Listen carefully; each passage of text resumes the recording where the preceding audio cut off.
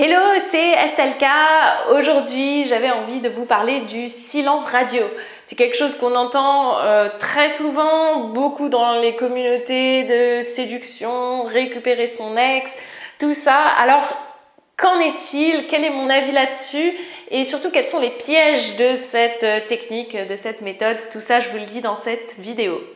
Avant de démarrer, retrouvez-moi sur mon site internet www.estel-k.com et surtout n'oubliez pas de vous inscrire à ma liste privée qui est dédiée aux personnes les plus motivées qui recherchent le véritable amour. Alors pour avoir des conseils plus avancés régulièrement dans votre boîte mail, n'hésitez pas à nous rejoindre dans cette communauté grandissante. Le silence radio. Alors tout d'abord, qu'est-ce que le silence radio? Le silence radio, c'est une technique selon laquelle il suffit de couper le contact avec une personne du sexe opposé ou une personne avec qui vous désirez avoir une relation amoureuse. Ça peut être un ex, ça peut être aussi quelqu'un avec une personne avec laquelle vous souhaitez vous mettre en couple. C'est une technique qui est très largement conseillée. Si vous regardez sur YouTube, il y a plein de vidéos là-dessus. Quels sont les pièges de cette technique? Première chose qui me dérange avec cette technique, c'est que vous jouez avec les sentiments de l'autre. Vous qui semblez si amoureuse, d'un seul coup, vous ne voulez plus de contact. Et là, justement, ça éveille la curiosité de la personne. Mais sachez que cela n'éveillera jamais l'amour d'une personne si cette personne ne vous aime pas. Si dans votre relation, il y a eu trop de douleur, il s'est passé trop de mal, la personne, malgré un silence radio, ne souhaitera pas revenir avec vous. Deuxième piège, c'est un piège que j'ai remarqué et dont j'ai pu faire l'expérience moi-même dans une de mes relations avec un ex. Ce qui se passait, alors moi le silence radio je connais ça depuis longtemps, hein. Je m'intéresse aux relations amoureuses depuis que j'ai 16 ans, donc c'est pas du tout nouveau pour moi. Et je vais un peu vous partager mon histoire. En fait, le silence radio, j'ai trouvé ça extrêmement puissant par rapport aux hommes, dans le sens où les hommes ne s'attendent pas à ce qu'une femme prenne de la distance et ne répond plus aux messages. En général, nous les femmes, on est très émotives, on a envie de communiquer. Quand il y a un malentendu, que ce soit dans un couple, avec un ex, même au tout début d'une relation, nous on cherche toujours le contact. C'est comme ça que sont les femmes et c'est ce que les hommes finalement s'attendent à voir du comportement d'une femme. Et le jour où vous utilisez le silence radio, parce qu'il vous a blessé, parce qu'il vous a quitté, parce que peu importe la raison, c'est vrai que c'est efficace parce que ça surprend. C'est vraiment l'effet de surprise qui est la force de cette technique-là. Donc ça, je ne vais pas le nier. Cependant, moi je trouve qu'on est vraiment à la limite de la manipulation. Et donc pour revenir à mon histoire avec ces textes, donc au tout début de notre relation, j'utilisais assez souvent le silence radio, par exemple lorsque je trouvais que son comportement était irrespectueux. Je me suis permise à plusieurs reprises de prendre de la distance, de ne plus répondre à ses messages pendant quelques jours. Et bien sûr, ça n'y manquait pas. C'était super efficace. Déjà, ça lui laissait le temps de réfléchir.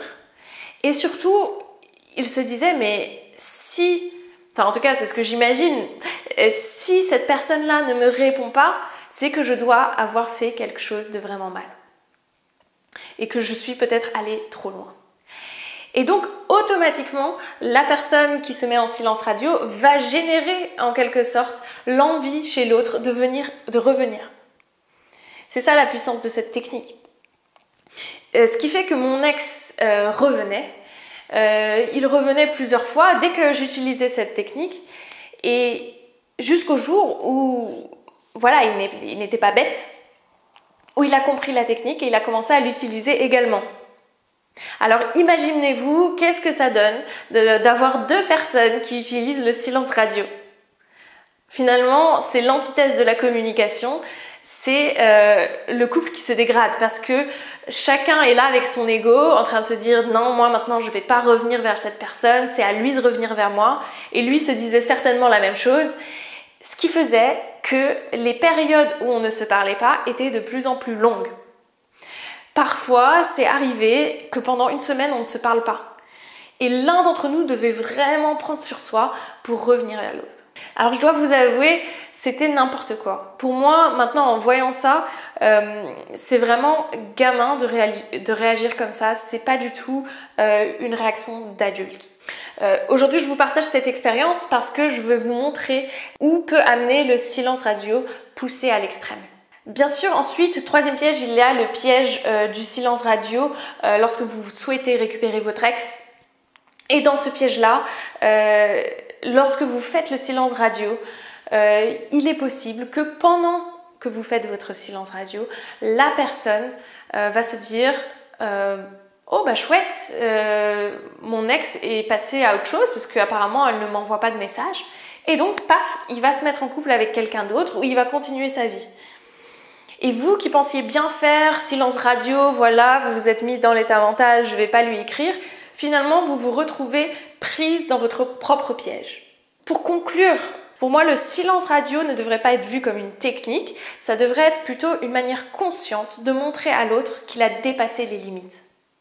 Et moi par exemple c'est comme ça que je l'utilisais, là quand je vous parlais de mon cas avec mon ex, c'est-à-dire que quand il allait trop loin, je me suis mise en silence radio parce que c'était trop. Et là, bien sûr, c'est légitime de le montrer et la personne va remarquer qu'il est allé trop loin. Mais le problème, c'est en faisant cette technique-là, c'est comme crier au loup, vous criez au loup, vous criez au loup. Au début, les personnes viennent vous aider et puis un jour, ils vont se dire « Non, mais c'est encore le fou qui crie au loup, on va pas l'aider » alors que c'est vraiment le moment où vous en avez besoin. Donc, cette technique est à utiliser avec parcimonie et toujours dans le respect de l'autre.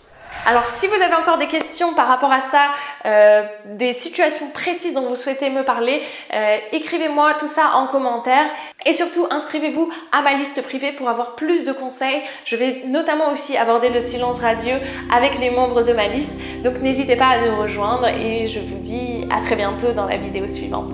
Salut!